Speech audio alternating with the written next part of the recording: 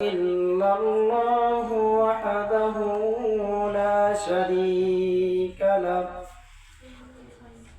ونشهد أن سيدنا وسندنا وحبيبنا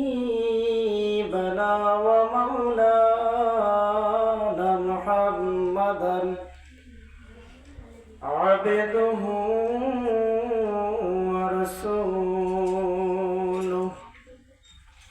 الذي أرسل رسوله بالحق بشيرا ونذيرا وداعيا إلى الله بإذنه وسراجا وقمرا منيرا. أما بعد فأعوذ بالله من الشيطان الرجيم. بسم الله الرحمن الرحيم.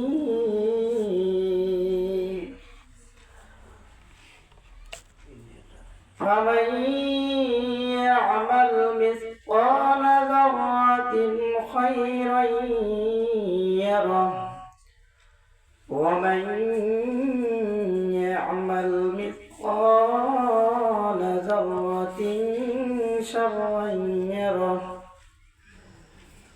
صدق الله العظيم.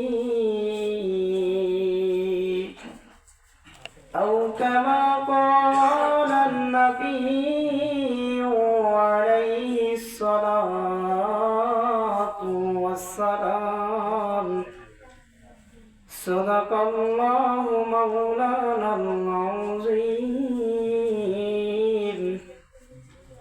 وصدق رسوله النبي الأمي الكريم ونحن على ذلك من الشاهدين والشاكرين والذاكرين والحمد لله رب العالمين.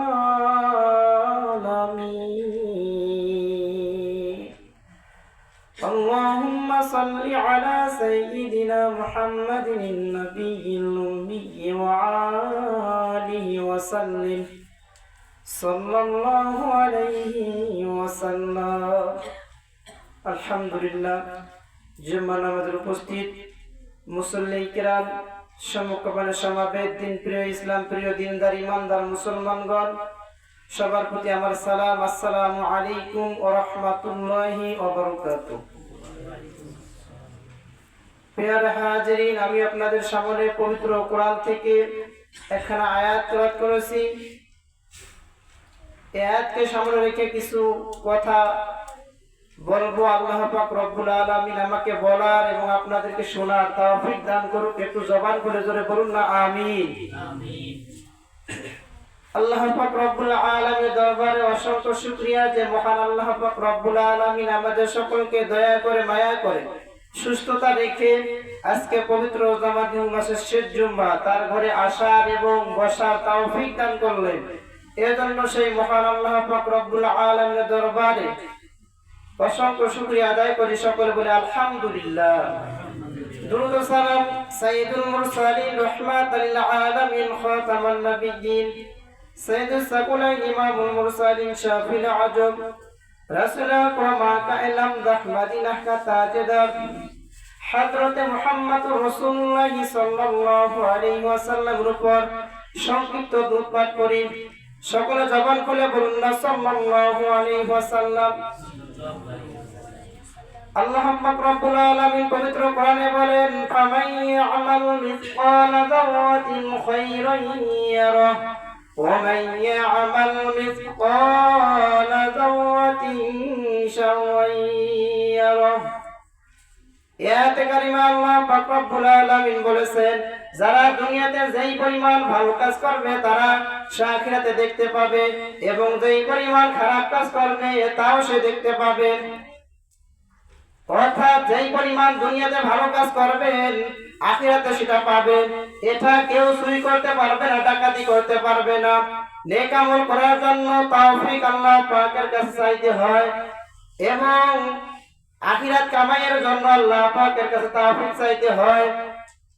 আবার দুনিয়ার কোন কাজে, দুনিয়া কামাই করার জন্য কোন কাজের জন্য নিয়ত করে তৌফিক আল্লাহ পাকের কাছে চাইতে হয়। রব্বানা আতিনা ফিদ দুনিয়া হাসানাতাও ওয়া ফিল আখিরাতি হাসানাতাও ওয়া কিনা আযাবান্নার।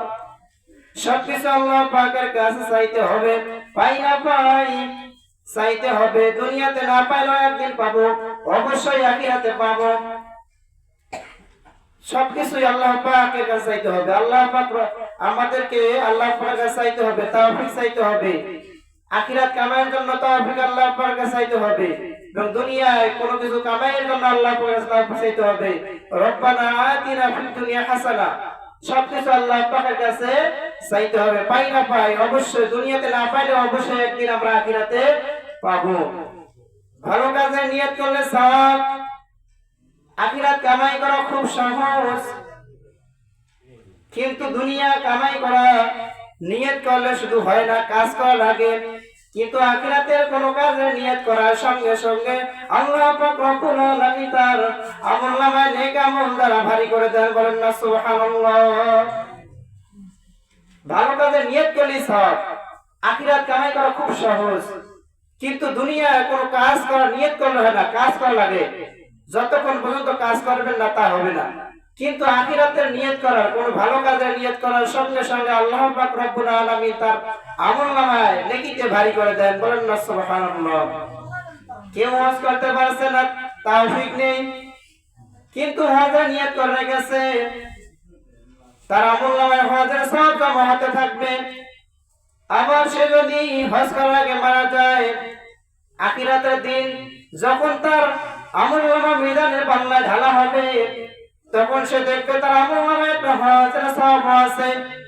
সে আল্লাহ পাককে ডেকে বলবেন, ওগো মালিক, এই আমলনামা তো আমার নয়। আল্লাহ পাক রব্বুল আলামিন বলবেন, কেন? সে বলবে, আমি তো হজ করিনি, কিন্তু আমার আমলনামায় হজের একটা সওয়াব আছে। আল্লাহ পাক রব্বুল আলামিন বলবেন, বান্দা তুই হজ করিসনি, কিন্তু আমার কাছে হজ করার জন্য তৌফিক চেয়েছিলেন, আজকে আমি তার বদলে তোমার আমলনামায় একটা হজের সওয়াব দিয়েছি। একটু বলেন না সুবহানাল্লাহ। হজ করতে পারছে না, তৌফিক নেই, কিন্তু হজের নিয়ত করে গেছে, তার আমলনামায় হজের সওয়াব জমা হতে থাকবে। হজ করার আগে কেউ যদি মারা যায়, তার আমলনামা আখিরাতের দিন যখন মিজানের পাল্লা ঢালা হবে, সে দেখবে তার আমলনামায় একটা হজের সওয়াব আছে। সে আল্লাহ পাককে ডেকে বলবে, ওগো মালিক, এই আমলনামা তো আমার নয়। আল্লাহ পাক রব্বুল আলামিন বলবেন, কেন? বলবে, আমি তো হজ করিনি, কিন্তু আমার আমলনামায় একটা হজের সওয়াব আছে। আল্লাহ পাক রব্বুল আলামিন বলবেন যে, বান্দা তুমি হজ করিসনি, কিন্তু আমার কাছে হজ করার জন্য তৌফিক চেয়েছিলে, আমি তার বদলতে আজকে তোমার আমলনামায় একটা হজের সওয়াব দিয়েছি। বলেন না সুবহানাল্লাহ। এর জন্য আমাদের ভালো কাজে নিয়ত করতে হবে। আল্লাহ পাক যেন তৌফিক দান করবেন না, আমিন। আখিরাত কামাই করা খুব সহজ। দেখুন, এই সহজ কামাইটা যারা করে, আল্লাহ রাসূল সাল্লাল্লাহু আলাইহি ওয়াসাল্লাম তাদেরকে বুদ্ধিমান চালাক মানুষ বলেছেন। বলেন না সুবহানাল্লাহ। যাই করি না কেন, সবকিছু আমাদেরকে আল্লাহ পাকের কাছে চাইতে হবে, কারণ আমাদের জবান তো মুসা নবীর জবান না যে চাইলে পাবো। হযরত সুলাইমান নবী তিনি আল্লাহ পাকের কাছে রাজত্ব চেয়েছিলেন। রব্বিক ফিলি ওয়া হাবলি মুলকাল লিহাদিম মিন বাদি ইন্নাকা আনতাল ওয়াহ্হাব। হে আল্লাহ, আপনি আমাকে এমন রাজত্ব দান করুন যা আমার পরে আর এমন রাজত্ব কাউকে দিবেন না।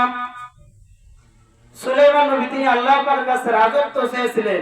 রব্বিক ফিলি ওয়া হাবলি মুলকাল লিহাদিম মিন বাদি ইন্নাকা আনতাল ওয়াহ্হাব। হে আল্লাহ, আপনি আমাকে এমন রাজত্ব দান করবে যা আমার পরে আর কাউকে দিবেন না। হযরত সুলাইমান নবী আল্লাহ পাকের কাছে রাজত্ব চেয়েছিলেন। এখন বোঝা গেল রাজত্বের মালিক আল্লাহ। বাহাদুর হলে রাজত্ব পাওয়া যায় না, আল্লাহ পাককে দান করতে হয়। আল্লাহ পাক যাকে চান তাকে রাজত্ব দান করেন, আর যাকে চান না তাকে কান ধরে নামিয়ে দেন। এরশাদ সাহেব ক্ষমতায় ছিলেন, শেখ হাসিনা ক্ষমতায় ছিলেন, এখন নেই। আর এখন যারা আছে তারা যদি বলে আমাদেরকে কেউ নামাতে পারবে না, তাদের ধারণা ভুল।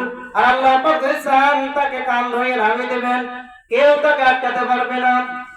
হযরত সুলাইমান নবী তিনি আল্লাহ পাকের কাছে রাজত্ব চেয়েছিলেন যে আল্লাহ আমাকে এমন একটা রাজত্ব দিবেন, ভোট ছাড়া ইলেকশন ছাড়া আমাকে এমন একটা রাজত্ব দিবেন যা আমার পরে কাউকে দিবেন না। আল্লাহ পাক রব্বুল আলামিন বলেন, হে আমার নবী, তুমি আমার কাছে রাজত্ব চেয়েছেন, আমি কি তোমাকে ফিরিয়ে দিতে পারি? যাও যাও, আমি তোমাদের চাহিদা মাফিক রাজত্ব দিয়ে দিলাম। সুলাইমান নবী রাজত্ব পেয়ে গেলেন। শুধু মানুষদের বাদশা না, জিনদেরও বাদশা। জিনেরাও তার কথা মতোই উদ্বেশ করত। শুধু জিনেরা না, পানি বাতাসও তার কথা মতোই প্রবাহিত হতো, তার হুকুম মতে প্রবাহিত হতো। শুধু পানি বাতাস না, 18,000 মাখলুকাতের তিনি বাদশা ছিলেন। সুবহানাল্লাহ। পিঁপড়ার ভাষা যিনি বুঝতেন আল্লাহ পাক তাকে শিখিয়েছেন। হুদুদ পাখি তার সঙ্গে ছিলেন। রাজত্ব চেয়েছিলেন সুলাইমান নবী আল্লাহর কাছে যে আমাকে এমন একটা রাজত্ব দান করবেন যা আমার পর আর কাউকে দিবেন না, ইলেকশন ছাড়া আমাকে একটা এমন একটা রাজত্ব দান করবেন। আল্লাহ পাক বলেন, হে আমার নবী, আমার কাছে রাজত্ব চেয়েছেন, আমি কি ফিরিয়ে দিতে পারি? যা আমি তোমাকে রাজত্ব দিয়ে দিলাম চাহিদা মাফিক। তিনি 18,000 মাখলুকাতের রাজত্ব ছিলেন। সুলাইমান নবী মসজিদুল আকসা নির্মাণ করবেন, অনেক অনেক দামি পাথর দিয়ে সাজাবেন, বিশাল কাজের প্রজেক্ট। জিনদেরকে ডেকে বলেন, একদলকে বলেন যে অমুক পাহাড় থেকে পাথর আনেন, আরেকদলকে বলেন অমুক পাহাড় থেকে পাথর আনেন। এভাবে সকলকে বিভিন্ন কাজ বন্টন করে দিলেন। দিয়ে সুলাইমান নবী যখন জিনদের দিকে তাকাতেন, তার গায়ের পশমগুলো খাড়া হতো এবং মাথার চুলগুলো লম্বা দাঁড়িয়ে যেত। জিনেরা দেখলে, সুলাইমান নবীকে দেখলে তারা ভয়ে থরথর কাঁপত। মসজিদুল আকসা নির্মাণ করার সময় জিনেরা তুমুল কাজ করতেন। এই কাজের তদারক নেওয়ার জন্য সুলাইমান নবী একটা লাঠির মধ্যে ভর দিয়ে দাঁড়িয়েছিলেন। এমন সময় মালাকুল মাউত হাজির, এসে বলেন, পয়গম্বর, তোমার ভিসা শেষ, পরপারের টিকিট নিয়ে এসেছি, চলো যাই। সুলাইমান নবী আজরাইলকে বলেন, ও আজরাইল, আমার হায়াত কি একবার শেষ হয়ে গেছে, একবার ফুরিয়ে গেছে, একটু কি হায়াত বাড়া যাবে না? আল্লাহর কাছে একটু আলাপ করে আসেন যে আমার একটু হায়াত বাড়া যাবে কিনা। আল্লাহর কাছে কি একটু আলাপ করা যাবে? আজরাইল বলে, সেটা তোমার ব্যাপার, তুমি তোমার রবের সাথে আলাপ করতে পারো, তাতে কোনো মানা নেই। এখন সুলাইমান নবী আকাশের দিকে তাকালেন আর বললেন, ও মালিক, আমার কি একবার হায়াত শেষ হয়ে গেছে, একবার হায়াত ফুরিয়ে গেছে, একটু হায়াত বাড়া যাবে না? কারণ মসজিদুল আকসার কাজ তো অনেক বাকি আছে, আর আমি যদি এই মুহূর্তে চলে যাই তাহলে তোরা দুষ্ট জাত জিনেরা, ওই জিনেরা আর কোনো কাজ করবে না, তাহলে মসজিদুল আকসার কি অবস্থা হবে? আল্লাহ পাক রব্বুল আলামিন বলেন, হে আমার নবী, তুমি আমার কাছে এমন রাজত্ব চেয়েছিলেন যা আমার পর আর কাউকে দিবেন না। শুধু তুমি জীবিত অবস্থা রাজত্ব করবে কেন? তোমার লাশটাও জীবিত করবে, বলেন না সুবহানাল্লাহ। তখন সুলাইমান নবী বললেন, ঠিক আছে। আজরাইল তখন সুলাইমান নবীর জান কবজ করলেন। ওই যে সুলাইমান নবী লাঠিতে ভর দিয়ে দাঁড়িয়েছিলেন, মৃত্যু হওয়ার পর সে লাঠিতে দাঁড়িয়েছিলেন, বলেন না সুবহানাল্লাহ। জিনেরা কেউ তাদের নিকটে আসতে পারতো না, সুলাইমান নবীর কাছে আসতে পারতো না। যখন মসজিদুল আকসার কাজ শেষের দিকে এসেছে, আল্লাহ পাক রব্বুল আলামিন ওই তোমাকে ডেকে বলেন, তোরা যাও না, আমার সুলাইমান নবীর লাঠির গোড়া ধীরে ধীরে খেতে থাকো।